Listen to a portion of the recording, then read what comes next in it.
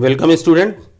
Arithmetic progression के एक और लेक्चर सीरीज़ में आपका स्वागत है। हम नेक्स्ट क्वेश्चन सॉल्व करेंगे। पिछले क्वेश्चन में हमने आपको बताया था अर्थमेटिक सीरीज़ में अगर वो सीरीज़ अर्थमेटिक है तो उसके अगले 2 या 3 टर्म हम कैसे फाइंड आउट करेंगे। ओके, चलिए यहाँ पे भी हम कुछ देखिए क्या सॉल्व कर रहे हैं। Question two write the first term and common difference of the following AP. First term आपको पता करना है और कॉमन डिफरेंस आपको पता करना है। तो देखिए सीरीज क्या है 20, यहाँ पे आपको फॉलोइंग एपी, दैट मीन्स ये तीनों एपी हैं, इसको चेक करने की जरूरत नहीं है, आपको दिया हुआ है following AP 27, 20, 13, 6 and so on. इस तो आप देखिए फर्स्ट टर्म क्या है 27, तो आपने कहा फर्स्ट टर्म सिंपल ए इक्वल 27। ओके, नाउ अब कॉमन डिफरेंस कैसे पता करेंगे। देखिए दूसरे टर्म में से पहले टर्म को माइनस करिए, तीसरे में से दूसरे को माइनस करिए, फोर्थ में से थर्ड को माइनस करिए। So 20 minus 27 is -7, then 13 minus 20 is -7, 6 minus 13 is -7। Okay, therefore the common difference d equal -7। देखिए डिफरेंस कॉमन हो रहा है तो d इक्वल क्या हो जाएगा -7। आपको पूछा गया first term and common difference. Clear? Okay, चलिए इसका नेक्स्ट क्वेश्चन में चलते हैं। इसका दूसरा क्वेश्चन देखिए क्या है 6, 6, 6, 6 एंड सो ऑन। अब एपी तो ये दिया हुआ है तो इसलिए आपको क्या निकालना है, फर्स्ट टर्म निकालना है और कॉमन डिफरेंस निकालना है। तो देखिए फर्स्ट टर्म क्या हो जाएगा 6 है, पहला टर्म जो है, फर्स्ट टर्म मतलब पहला टर्म, तो आप तो लिख दीजिए, वो सिंपल दिया हुआ है, वेल नोन है कि वो 6 है। नाउ अब क्या करेंगे आप, second minus first, 6 minus 6, third minus second, fourth minus third, आपने सब कैलकुलेट किया तो 0 आया। देखिए सेम आ रहा है, कॉमन डिफरेंस सेम आ रहा है, तो आप कहेंगे कॉमन डिफरेंस d इक्वल 0। तो यहां पे आपको a की वैल्यू मिल गई और d की वैल्यू मिल गई है। क्लियर? चलिए अब थर्ड देखते हैं।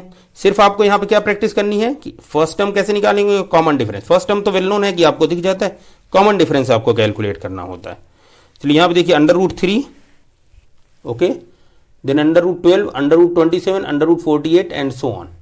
यहां पे आपको भी फर्स्ट टर्म और कॉमन डिफरेंस निकालना है। ओके, तो देखिए फर्स्ट टर्म आपका क्या है, ये तो वेल नोन है, √3 है यहां पे।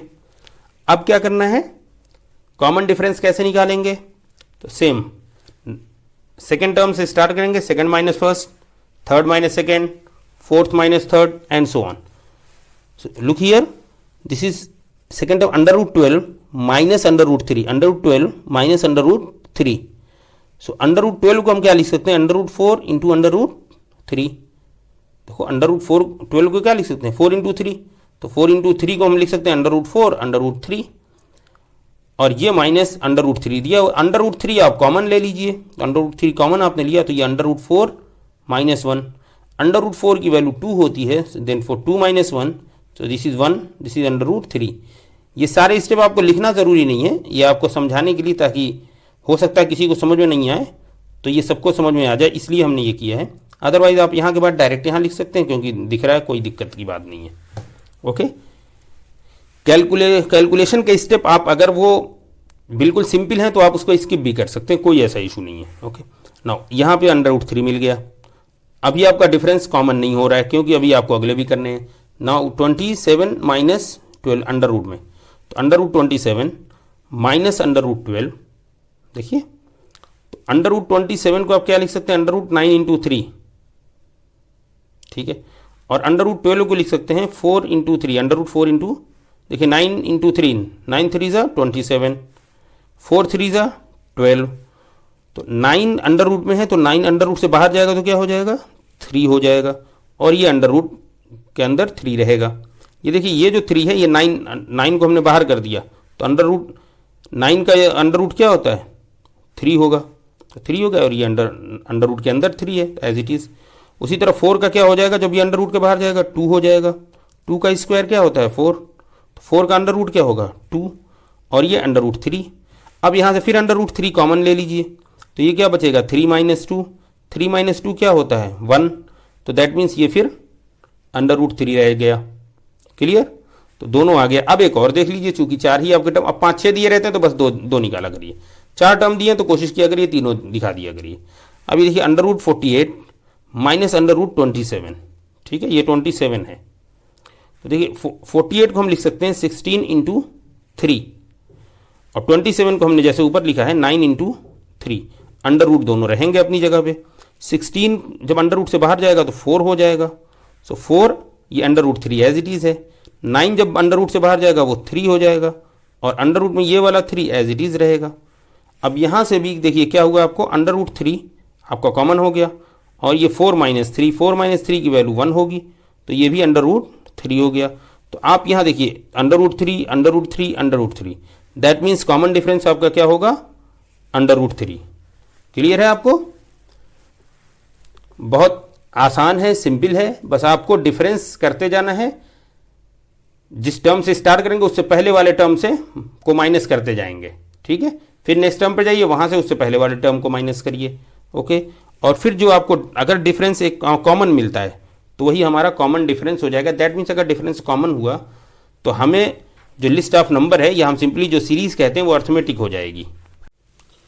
चलिए नेक्स्ट क्वेश्चन करते हैं। Write true and false for the following, okay.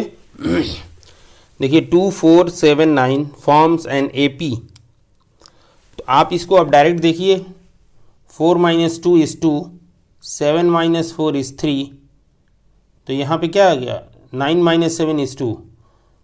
एक डिफरेंस जो है वो 3 आ रहा है, बाकी ये डिफरेंस तो 2 है और यहाँ का डिफरेंस 2 है, बट ये वाला डिफरेंस जो हमारा है 3, ये 3 आ रहा है। देन क्या होगा, ये फॉर्म एन AP, ये AP फॉर्म कर रहे हैं, नो। सो आप लिखेंगे this is false, okay. Now second आइए, the fifth term of the series 1, 3, 5 and so on is 9।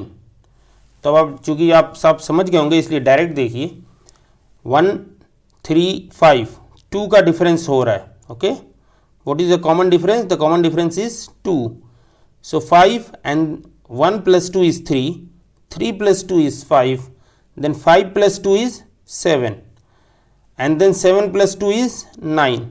तो 7 जो है 4th टर्म होगा, 9 जो है 5th टर्म होगा, वही दिया हुआ है which is given here, okay। so this statement is true, okay।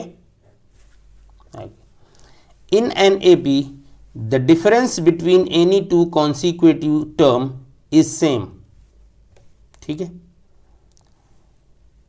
Difference आपको पूछ रहे हैं दो कॉन्सिक्यूटिव टर्म के, सेम मीन्स दो पास के जो डिफरेंस हैं वो सेम होंगे, पास के टर्म के बिल्कुल, ओके। नेबर टर्म डिफरेंस उनके सेम होंगे इन एन AP में। सो इज इट ट्रू और false, so it is true because different must be same for an AP। सो आप लिखेंगे this is true, okay.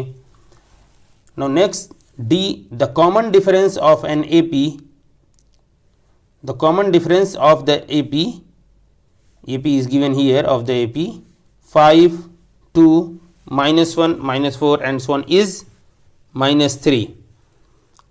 So you can do it directly.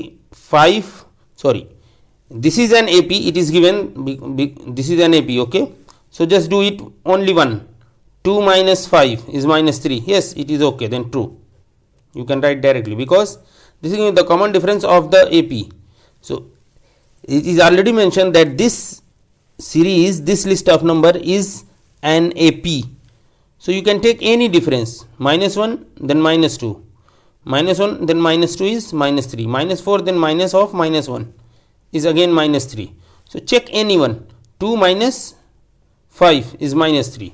So it is -3. Yes, it is true. So true. Now the next one, the next two terms of the AP 100, 80, 60, 40 are 20 and -20. So easily you can see what is the difference. This is AP, it is given already because of the AP. So this is already given, it is an AP.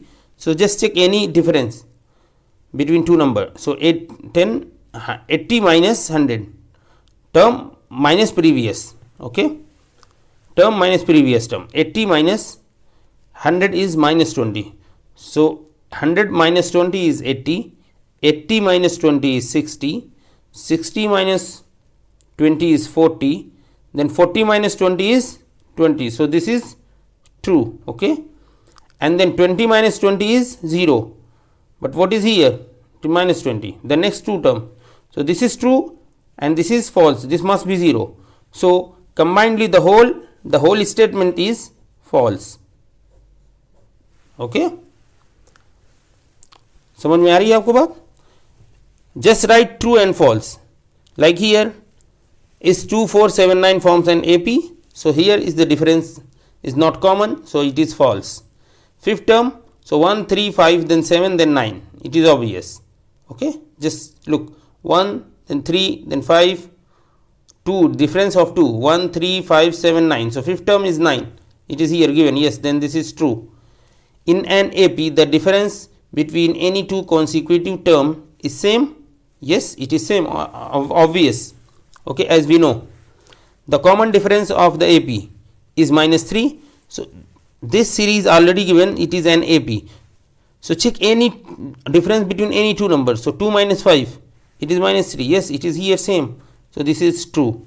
The next two term of the AP 100 80 60 40 and so on, so it is just minus 20, a decrease of minus 20. So 100 minus 20 80, 80 minus 20 60, 60 minus 20 40, then 40 minus 20 is 20, it is here, but 20 minus 20 is 0, but here it is given minus 20. So the whole statement is, you can say it is false. Statement as a whole, it is false, okay.